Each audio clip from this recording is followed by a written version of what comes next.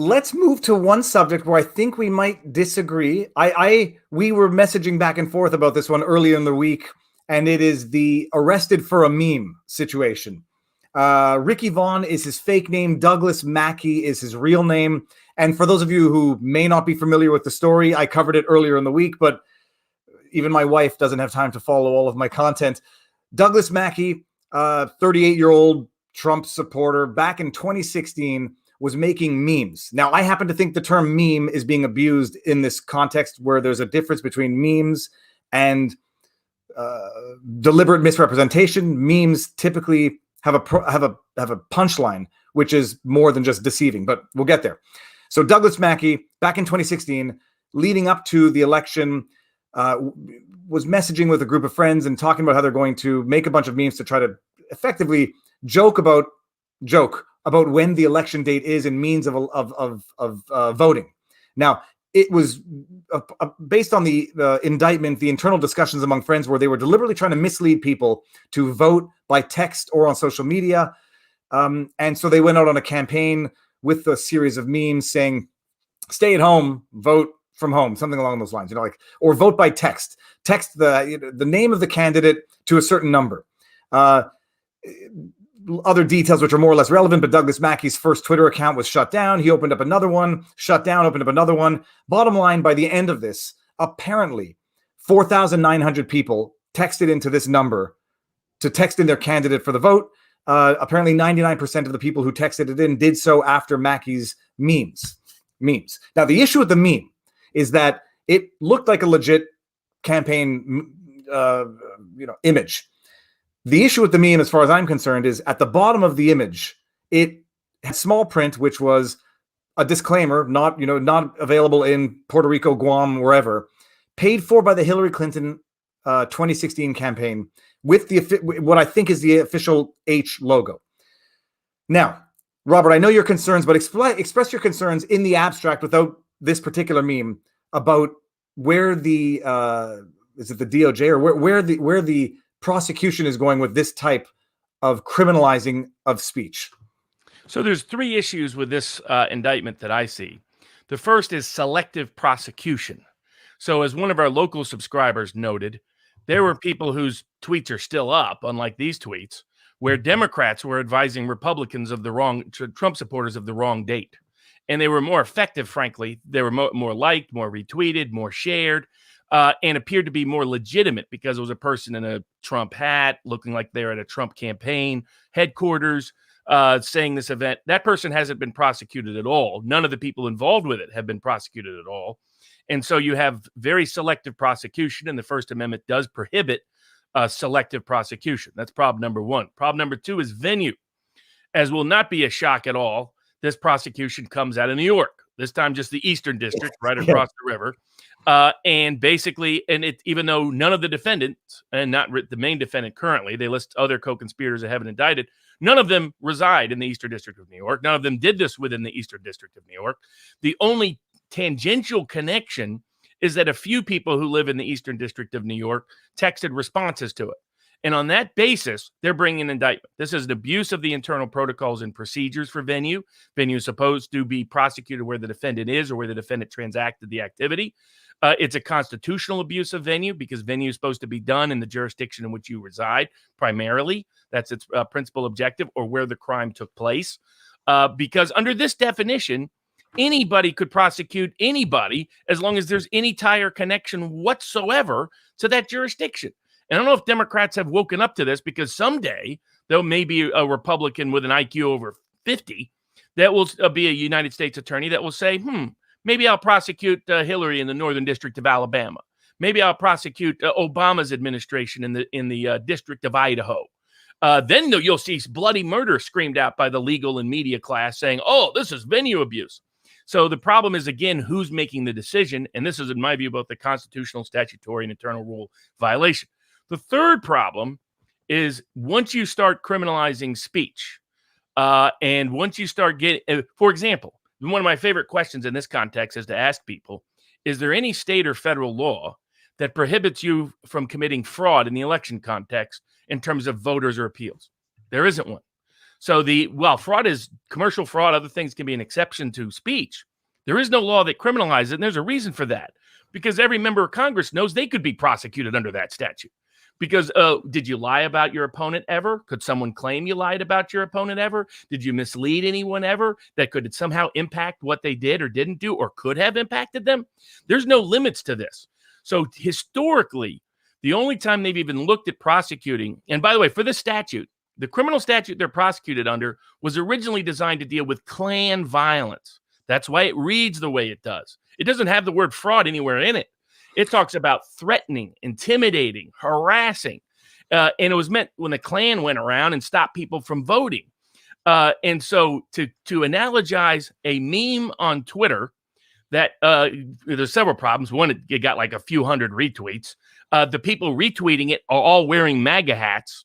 Well, that you can see right in the tweet. That's, by the way, you notice they didn't include photos of the tweets. They've had no problem doing this in other cases. They didn't do it here because they knew someone would look at that and say, who in the world would be fooled by that? And the question is it a meme? In other words, trying to make fun and say, this is how dumb Democrats are. Someone would believe something like this. Or is it meant to truly deceive or get people into doing something? And again, there's no federal law that prohibits deceiving people into not voting. It's only if you threaten, intimidate, harass. This doesn't meet that definition, in my view, anywhere close. Historically, the only case they've even looked at is in every election cycle. People do calls, people get emails, people get direct communication that tries to get them to vote a different way or not vote or exercise their right to vote.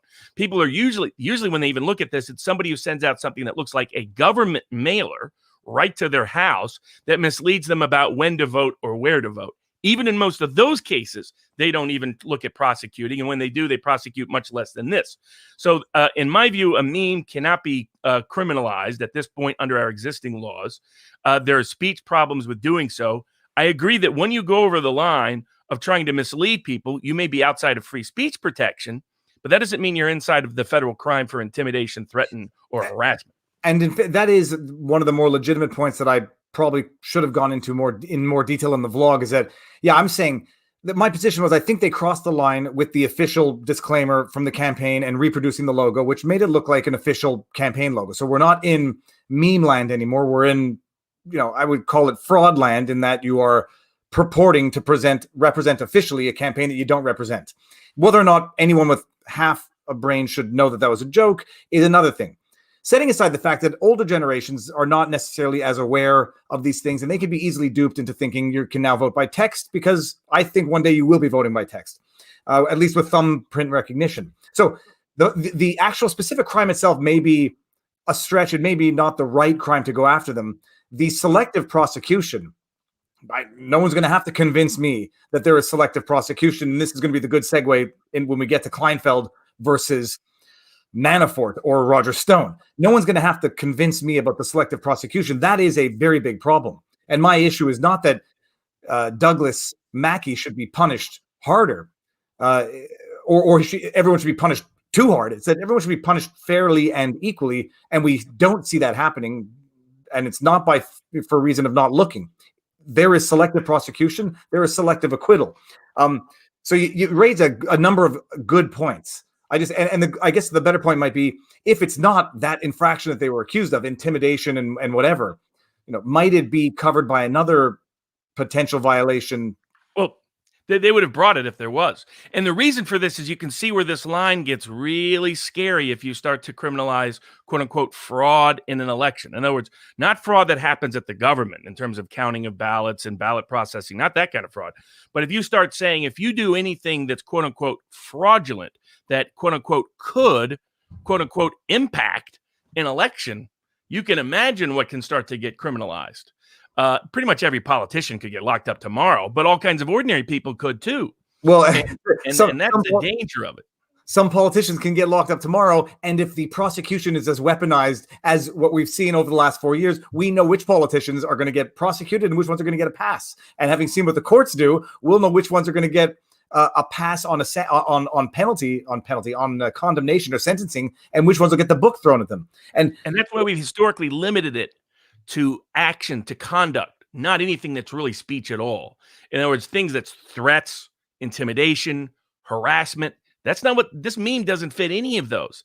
And if memes if they're going to expand that definition to mean those things, then anything, I mean, any speech could be interpreted that way. I mean, any comment could be interpreted that way. If they have an Uncle Sam wants you to vote for him, that might be intimidation. Vote for because of what it might imply. No, so all very fair points. I did find it not just curious. That's a pretentious word. I found it suspicious. They didn't include the actual graphics of the memes or the tweets. And notice what else they didn't include. They didn't say one person didn't exercise their right to vote because of it. They just said a bunch of people responded to the text. I guarantee you they followed up and saw whether anybody actually didn't vote because of it. And I guarantee you if there was anybody that did, they would have included them in the tweet. They would have had a nice narrational story about how tear-jerking it was. They found apparently 0 people who this actually impacted their exercise to vote. It wouldn't surprise me if it turns out a lot of those people were in on the meme. So that was my other question, my other observation, which we'll find out later. Some people were joking that of the 4,900 people who voted by text, there might have been people who thought if you could vote by text, I'm going to do it multiple times and then I'm going to go vote in person. So they might have done all of them. So they might have done all of them thinking that they were exploiting the system for whatever the reason. So, I mean, what happens now, practically speaking? Do they raise all of these defenses or preliminary measures, or do you just go to trial and raise them at trial? Well, I mean, the hard part for this, I mean, they picked on a little guy. You know, I think he did this when he was in his 20s. I mean, it's also peculiar. They waited for Trump to be out of office to do so. My guess is that the U.S. Attorney at the Eastern District of New York recognized these problems under the Trump administration and said no. And as soon as he was gone, they decided to rush through the indictment. When he could no longer be pardoned, had they brought these charges beforehand, I presume. And not only that, just they couldn't hear a no.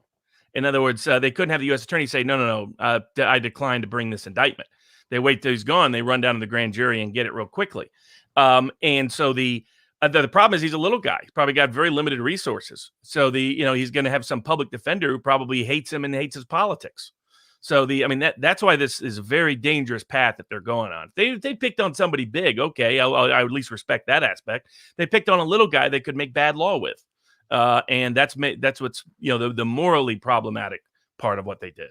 Oh, and just so that nobody criticizes me, it was not an indictment. It was a complaint, an affidavit, and I believe it was approved by a judge and not a grand jury. So even I would dare say maybe better for some and maybe worse for some. This was actually approved by a judge. I mean, the dude was arrested. You could blow a leaf across a desk and they'd sign most things a prosecutor asked him to. So that is the Douglas Mackey situation. It's not a question of being a limiting free speech Canadian who has no respect for First Amendment rights. I do think you cross the line when you, at least as relates to fraudulent misrepresentation, whether or not this crosses that line is one thing. And apparently it might even be an academic distinction on my part because the charges are not for fraud. The charges are for something else, which, like Robert explains, historically have never been used for these types of purposes. I mean, well, why not bring an indictment over some of the biggest Hollywood bigwigs and other people who threaten loss of employment if you supported Trump, threaten social shaming campaigns? I mean, that's actually a lot closer to threats and injuring and harassment. Do Democrats really want to go down this path? Do they always assume the courts and the prosecutors will be in their pocket? The Biden figured that wasn't quite the case in the Texas case. So this is a high risk gamble they're going down, but they're willing to do so. I mean, it's a piece and part of all they're doing. Let's indict presidents who are no longer let's impeach presidents who are no longer presidents. Let's expel members of Congress based on a crazy interpretation of the 14th Amendment. They're weaponizing everything with no sense that it could ever blow back on them. These are dangerous, perilous precedents that they're setting that are a threat to constitutional freedom and real democracy in the country.